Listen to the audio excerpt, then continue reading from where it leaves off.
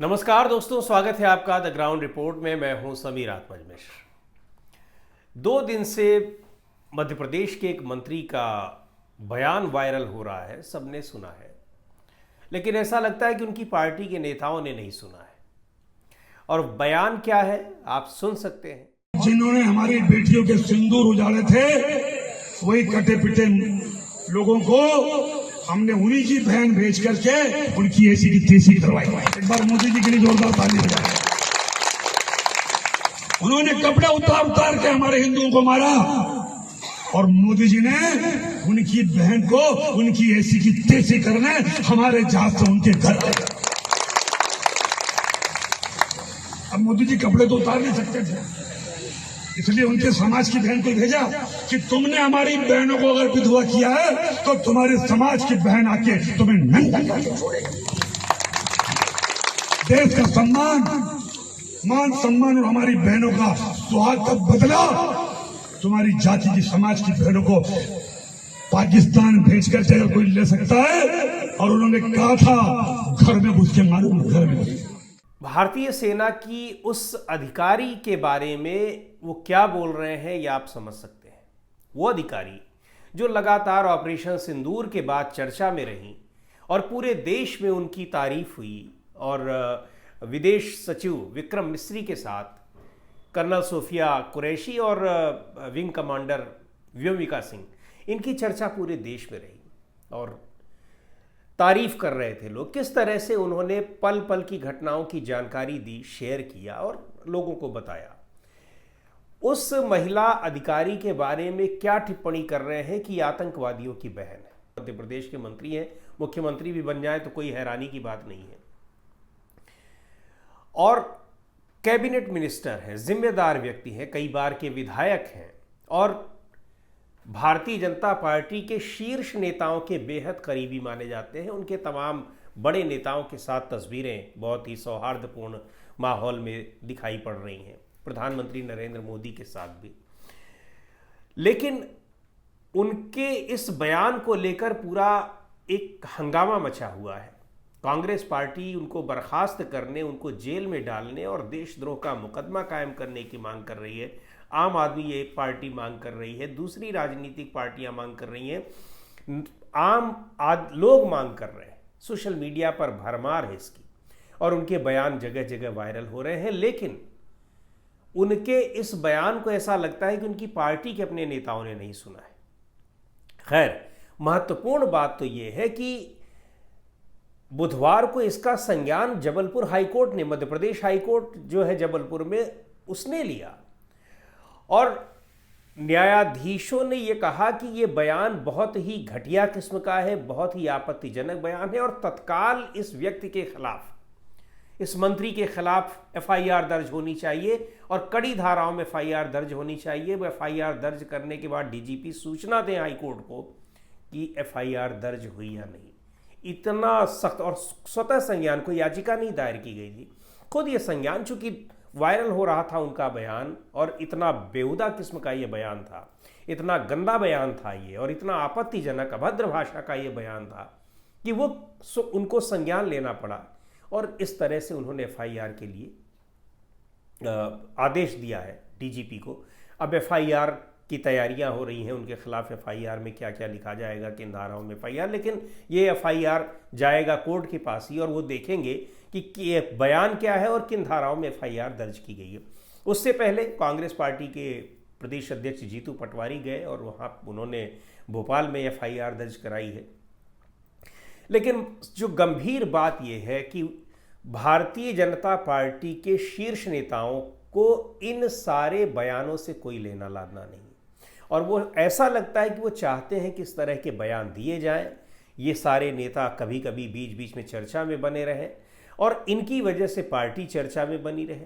और कई बार ये देखा गया है कि ऐसे नेताओं को पार्टी में बड़े पदों पर सुशोभित कर दिया जाता है, उनका प्रमोशन कर दिया जाता है। आपको याद होगा पिछली लोकसभा में एक रमेश बिधूड़ी नाम के सांसद हुआ करते थे, उन्होंने किस तरह से बहुजन समाज पार्टी के सांसद दानिश अली उनके खिलाफ किस तरह से अभद्र भाषा में टिप्पणी, बाकायदा बिल्कुल गाली देते हुए, गंदे स्तर की गाली देते हुए उनको धमकाया। वहां पर उनके खिलाफ कोई कार्रवाई नहीं हुई और उसी लोकसभा में 150 से ज्यादा सांसदों को निलंबित कर दिया गया था।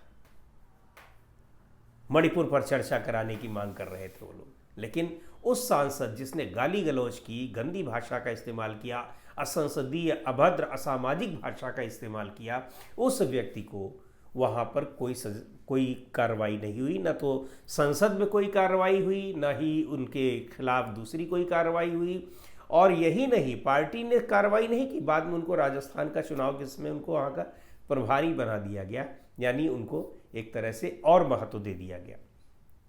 उसके अलावा बहुत सारे उदाहरण हैं, एक दो उदाहरण नहीं, इस तरह के कई उदाहरण हैं। आपने देखा होगा कि इस तरह से जो दंगों के समय एक कम्युनिटी के खिलाफ नारे लगाने वालों को कैबिनेट मिनिस्टर तक बना दिया गया, और फिर से दिल्ली में भी बने हुए हैं, उनकी यही योग्यता थी। हाँ, एक मामले में जरूर पार्टी को पीछे हटना पड़ा था, और कब? नूपुर शर्मा के मामले में। आपको याद होगा कि उन्होंने कुछ इस्लाम के खिलाफ टिप्पणी की थी और उसको लेकर काफ़ी दिनों से यहाँ पर हंगामा मच रहा था। उनके पार्टी से निकालने की मांग हो रही थी, उनके खिलाफ कार्रवाई की मांग हो रही थी, लेकिन नहीं की गई। पर मिडिल ईस्ट की कंट्रीज़ ने, मध्य पूर्व के देशों ने जब इसके खिलाफ एक कदम उठाया तो तत्काल उनको पार्टी से निलंबित किया गया, हटाया गया प्रवक्ता पद से। आधिकारिक रूप से वो प्रवक्ता थी, लेकिन पार्टी ने कहा ये फ्रिंज एलिमेंट है, यानी हमारी पार्टी के नहीं है, ये इधर उधर के लोग हैं। इसलिए कि मध्य पूर्व के देशों के साथ व्यापार, और आपको पता है कि सरकार के जो करीबी हैं, जो उद्योगपति, उनके तमाम बिजनेसेस वहाँ पर चल रहे हैं, और उसकी वजह से उनको नुकसान होता तो उनको नूपुर शर्मा के खिलाफ कार्रवाई कर दी गई। लेकिन ये बड़ी हैरानी की बात है कि कर्नल सोफिया कुरैशी एक महिला हैं, सेना में अधिकारी हैं, उनकी 3 पीढ़ियाँ, उनके फादर, ग्रैंडफादर, ये लोग सेना में रहे, और खुद उन्होंने जो दायित्व निभाया पूरी दुनिया ने देखा। उस सोफिया कुरैशी को इतनी इस तरह से आतंकवादियों की बहन बताया जा रहा है, और उस पर पूरी पार्टी चुप बैठी हुई है। मुख्यमंत्री मोहन यादव पता नहीं कहाँ घूम रहे हैं, उन्होंने नहीं बयान सुना अपने मंत्री का। मध्य प्रदेश के जो प्रदेश बीजेपी के अध्यक्ष हैं वीडी शर्मा, वो कह रहे हैं देखा जाएगा, अगर कुछ होगा आपत्तिजनक तो फिर उनके खिलाफ पार्टी कार्रवाई करेगी। अब तक पार्टी को कोई आपत्तिजनक बात उसमें दिखाई नहीं पड़ी। हालांकि बाद में खुद माफी मांगी इन्होंने। मैं विजय शाह, हाल ही में मेरे दिए गए बयान से जो हर समाज की भावना आयत हुई है, उसके लिए मैं दिल से न केवल शर्मिंदा हूं, दुखी हूं, बल्कि माफी चाहता हूं। अब किस दबाव में मांगी, लेकिन जो बात कही है वो इतनी आपत्तिजनक है कि जिस तरह से उन्होंने माफी मांगी है उससे वो न्यूट्रलाइज नहीं हो सकती है। और भारतीय जनता पार्टी के नेताओं को अब तक उसका कोई उन्होंने संज्ञान नहीं लिया है। कांग्रेस पार्टी के प्रदेश अध्यक्ष जीतू पटवारी ने प्रधानमंत्री को पत्र लिखकर कहा है कि कार्रवाई होनी चाहिए, लेकिन कोई कार्रवाई नहीं, क्योंकि तिरंगा यात्रा में सब बिजी हैं। और पहलगाम की घटना के बाद जो ऑपरेशन सिंदूर हुआ है, ऑपरेशन सिंदूर को भुनाने की पूरी राजनीतिक उसका फायदा लेने की तैयारियां हो रही हैं। सीज फायर को लेकर सरकार घिरी हुई है, लेकिन सरकार कोई जवाब नहीं दे रही है कि अमेरिका के राष्ट्रपति डोनाल्ड ट्रंप किस तरह से बेइज्जत कर रहे हैं भारत सरकार को, पूरे देश को।